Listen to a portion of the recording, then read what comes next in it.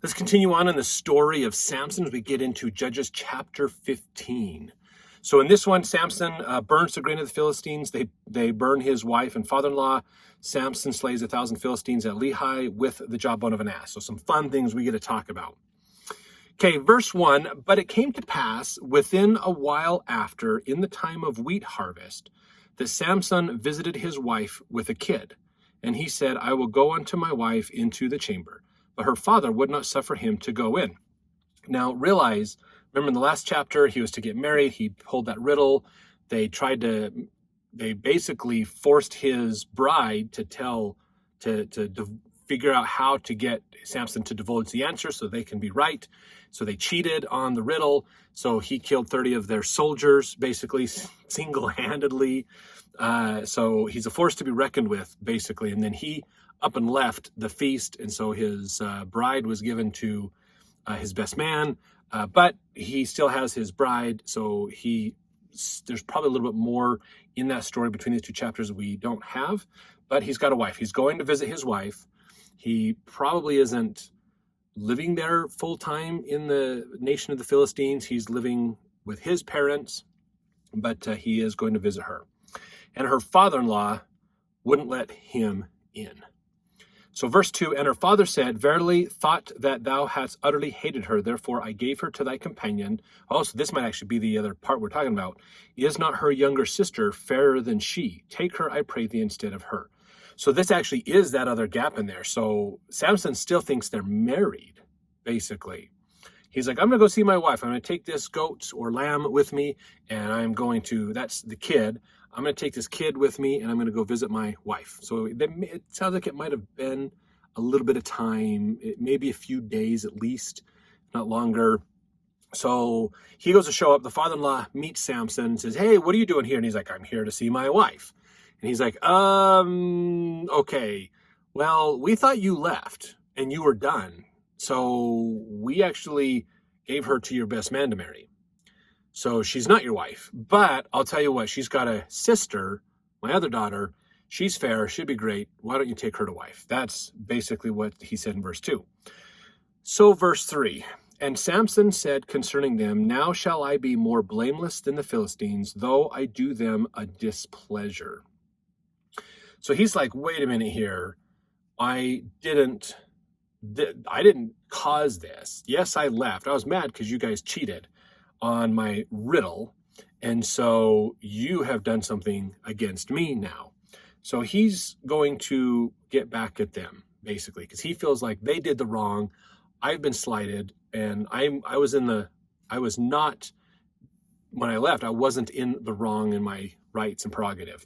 So he's going to get back to them. So verse 4, and Samson went and caught 300 foxes, and took firebrands, and turned tail to tail, and put a firebrand in the midst between two tails.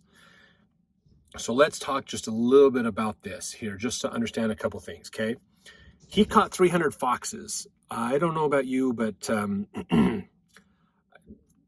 foxes can be mean. They can be vicious. He caught 300 of them. And then he took 2 each, and he basically tied their tails in a way together with what's called a firebrand in the middle, probably like a torch, some kind of a torch or a way to carry flame. He ties them together, basically. So he's got 150 of these combinations of foxes and some kind of a torch in between them. And verse 5, and when he had set the brands on fire, he let them go into the standing corn of the Philistines, and burnt up both the shocks and also the standing corn with the vineyards and olives. So 150 of these, the combinations of 2 foxes tied together. So the foxes want to get away. They've got a fire on their tail, basically, and they're wanting to escape, but they can't pull opposite each other. So they have to run together, basically, to try to get away from the fire. So as they're running together to try to get away from the fire, they're running through the corn, trying to escape, and they're setting all the corn on fire. He's literally creating a wildfire in the Philistines' crops and burns them down. Even some of their vineyards and olives and stuff were burned up as well. This is probably, think 150 of these he let loose. That is some destruction. That's going to cause a heck of a wildfire. So verse 6, then the Philistines said, who hath done this? And they answered, Samson, the son-in-law of the Timnite, because he had taken his wife and given her to his companion. And the Philistines came up and burnt her and her father with fire. So they put her and her father, basically, they burned them. Whether they burned them at a stake, whether they just locked him in, forced him into the house and burned the house down within a minute, I don't know. But they killed Samson's father-in-law and the woman that was going to be his wife, basically. So I don't know why the Philistines would consider that justice. Maybe they're trying to appease Samson or trying to get rid of, kind of like, look, it's better we get rid of them than have odds with Samson. It's crazy. So but it tells you right there what kind of a mentality do the Philistines have for people, that they're willing to burn people to appease other people. Basically, that's pretty interesting. Verse 7, and Samson said unto them, though ye have done this, yet will I be avenged of you, and after that I will cease. So he's going, well, I appreciate the sentiment of what you're doing, but I'm still not avenged. I will take care of that myself. When I'm done, I will be done. That's probably not good words for the Philistines, because they can't control that and how much destruction and that means for them. Verse 8, and he smote them hip and thigh with a great slaughter, and he went down and dwelt in the top of the rock Etam. So he went down and smote them hip and thigh. So you got to realize Samson's probably a bit taller than the average person, a bit larger than the average person. So he's doing some low swinging and just taking people's legs out from underneath them. Hip and thigh. So that's not just the whole leg, but that more top part of your femur bone, basically. And he's just whacking these people. So he's not necessarily, he hit them with a great slaughter. But the thing that is interesting is it's not necessarily saying he's killing them, but he's basically incapacitating a lot of Philistines. He's causing a lot of people to have paralysis, to have broken bones. Now, back then, you have to realize a broken bone, because they don't have such a sterile environment, they can't set bones. Like today, if your bone is broke, they can go in with surgery in a sterile environment, put pins in and rods in to hold the bones together till they can fuse back together again. They can do things to fix that these days. Back then, they didn't. They're not going to open you up because there's no sterile environments. They didn't know how to do that. They didn't understand the anatomy of the human body to do that. So you just had to live with it, which oftentimes would mean, especially if the bone is broken and it's got like sharp edges of your bone sticking into the tissue, it's going to continue to cause problems. You won't be able to walk. All movement is going to be bad. And they didn't have ibuprofen back then. They had, you had to bite a stick. You had to do other things. You just had to live with it. So they, or alcohol type, substances to get rid of the pain. A bad situation. I mean, he didn't just walk through and just kill a bunch of people. He paralyzed them. And so now more people have to take care of them. So it actually uses up resources and occupies things. And those that get hurt, if it's a small injury, they'll probably slowly recover and be okay. If it's a bad injury, especially if it causes a puncture in this tissue or other problems, there's infections, there's other problems, sepsis, all kinds of other problems that'll happen for them. So it was not today, these days, a broken bone is like, oh, whatever, just go to the hospital, get it surgically fixed, and you're done. 6 to 8 weeks later, you're healed, you're fine, you're moving on with your life. Back then, it was, in some instances, a death sentence. So he didn't just kill people, wipe them out. He injured them severely. So if you can't walk, you can't fight. If you can't walk, you can't go take care of your animals. So he strategically and purposefully hit them hard. Verse 9, then the Philistines went up and pitched in Judah and spread themselves in Lehi or Lehi. This has brought up a lot of controversy with especially members of the church. You can look up the word Lehi or Lehi in the Bible dictionary to learn more about it. So this is a place called Lehi or Lehi. Some scholars believe that it was called that because it's the name of a great prophet. But here's the thing you have to understand when it comes to Bible chronology. We're still around like 1057-ish, 1070, 1065, kind of that area. So Lehi himself doesn't come around till like he was probably 30 or 40 years old at least when the Book of Mormon started, which is around 585, 600 AD.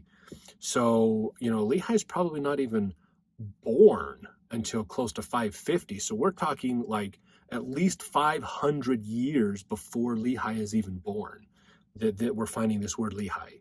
So it's more likely that Lehi was named after a previous great person in Israel who this area was named after. This is not the place of the Lehi that we know in the Book of Mormon, because this is happening. Samson is happening. This story of Samson is happening 500 years before Lehi's time, basically. So just understand that there's virtually no way that this Lehi that is meant that. Now, the word Lehi does mean jawbone of an ass. There is, if you go, this is kind of southwest from Jerusalem in a kind of a suburb area. You can actually go, archaeologists have excavated this area and they have found ruins, they have found tunnels, they have found activity of people living down there. So it was an area. There were people living in that area, but not necessarily the ones from the Book of Mormon. Basically, maybe they're family related. Maybe it's it was handed down from generations, maybe. But this again is not the Lehi from the Book of Mormon. This would be way before, way before. So, verse 10, the men of Judah said. Let me actually read this real quick. Just a couple of things I found about this. The city of Lehi or Lehi was located in the Shephelah or foothill area, a few miles southwest of Jerusalem. Lehi means jawbone, and Ramath-Lehi means the lifting up of the cheek or jawbone. That's Fallows Bible Dictionary. Ramath-Lehi. Therefore, Samson's source of water was a spring miraculously provided by God near the place of Lehi or jaw. The spring known thereafter as En-hakkore, the spring of him who called. That's out of Douglas's New Bible Dictionary. So there is, like I said, there's stuff there, but it's not related to the Book of Mormon, at least that we know of. The Book of Mormon is 500 years later, so it's not directly tied.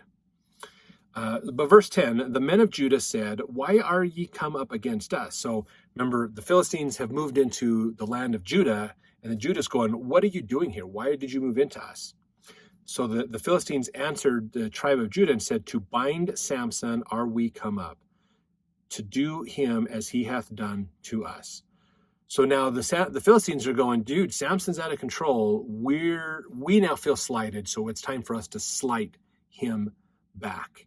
How often does this happen in our life where somebody slights us, so we slight them, and then they feel slighted, so they slight us, and then we feel slighted, so we slight them? The problem is that this is just a downward spiral. Okay, somebody has to eventually be the bigger person and go, "Okay, I get it. Let's move on." All right, this is an important thing. But they're not. They're sticking to that kind of, he said, "Oh, I'm going to poke you because you poked me," back and forth. And if anybody who has little kids knows, there is no end to this argument. They'll just literally keep going and going and going and going until somebody eventually stops, or usually it's mom or dad gets in there and stops them, basically. But it's over dumb things most of the time anyways.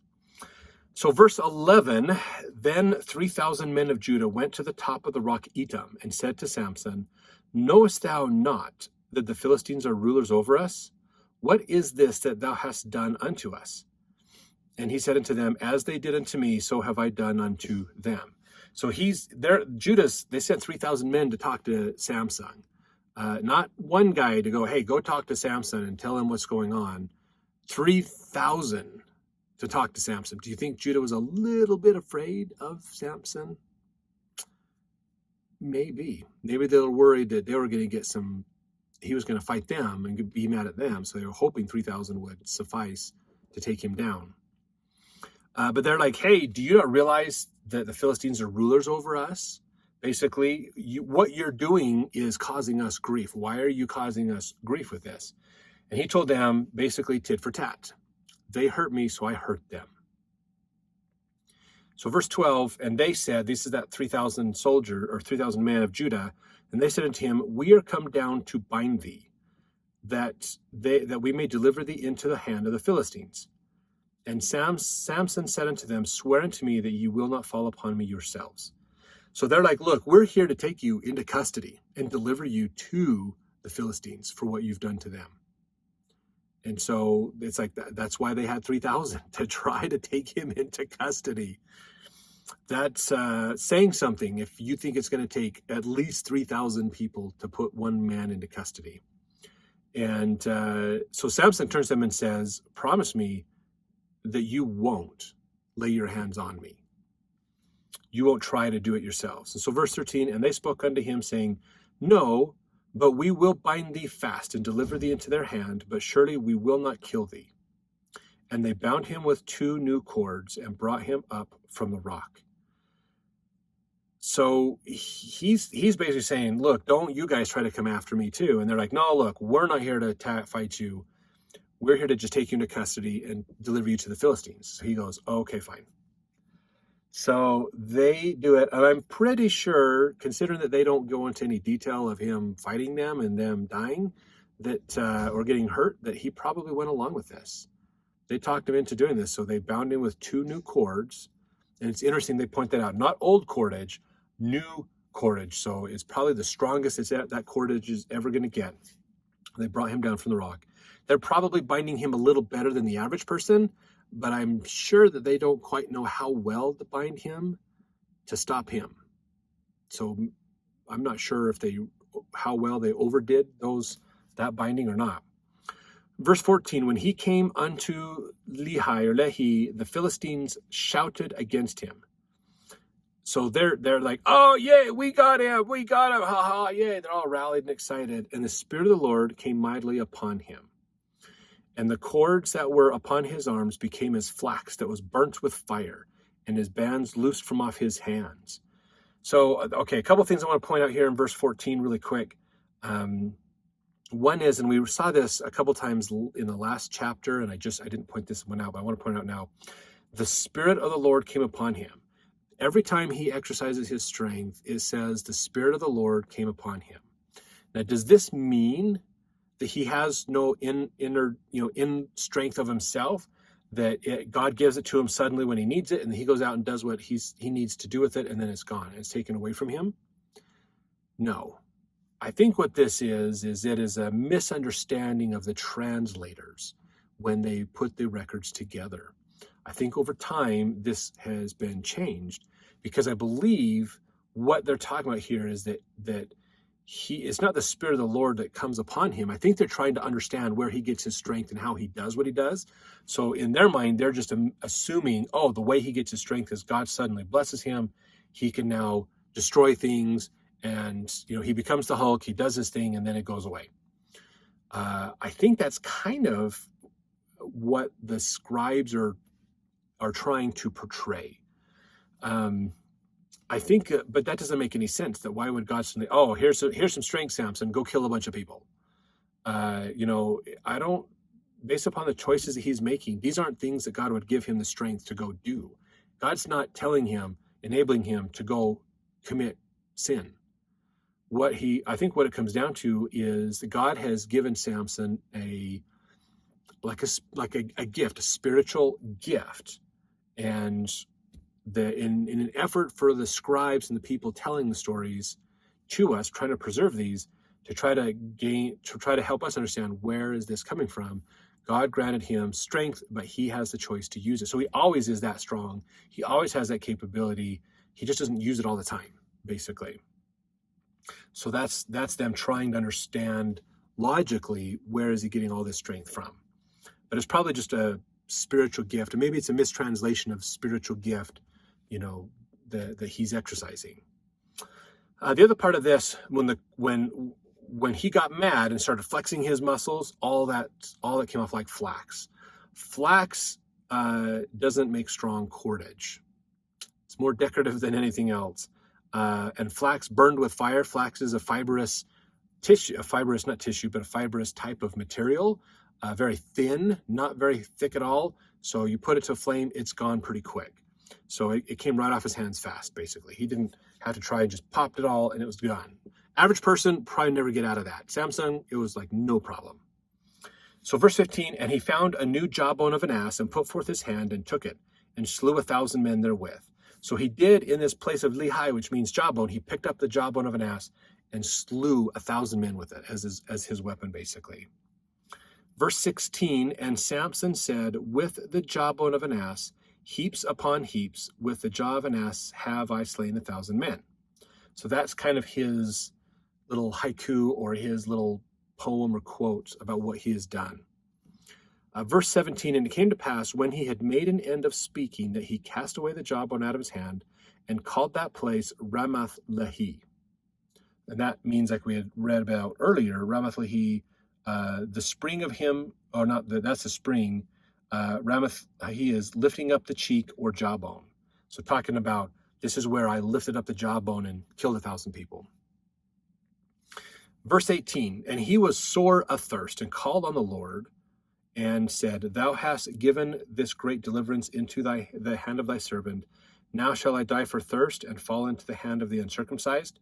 So he's pretty famished at this point, which killing 1,000 guys with the jawbone of an ass is probably pretty taxing on your physical abilities. Verse 19, but God clave an hollow place that was in the jaw, and there came water thereout, and when he had drunk, his spirit came again, and he revived. Wherefore he called the name thereof En-hakkore, which is in Lehi unto this day. And we read about that as well. En-hakkore, the spring of him who called, is what that means, basically. Now, this doesn't necessarily mean that a spring suddenly comes forward out of the jawbone of an ass where he can get a drink. I believe what this is really getting into is that there's a spring, not in a hollow place that was in the jaw, meaning there's probably this place was called Lehi because maybe the mountains kind of looked like a jaw a little bit, and maybe in the jaw, the edge of that jaw, the corner of it, he saw that there was a spring that had popped up, basically, as well. That's my interpretation, at least. You can take that or leave it. Verse 20, and he judged Israel in the days of the Philistines 20 years. So Samson was around for quite a while. He judged Israel, so he kind of became an important person in dealing with Israel. Remember, he should have been someone who lived a life that could symbolize the future life of Christ. But he chose different things. He chose to go a different path than that, with a lot of pride and anger and contention and things. So let's jump into the next chapter to learn more about this story of Samson.